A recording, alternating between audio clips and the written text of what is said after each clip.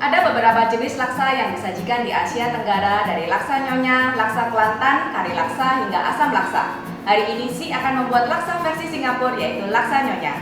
Perpaduan antara bumbu rempah yang khas dengan gurihnya santan bisa membuat kita untuk nambah satu mangkok lagi. Yuk saksikan sama-sama cara membuatnya bersama Humid with Si.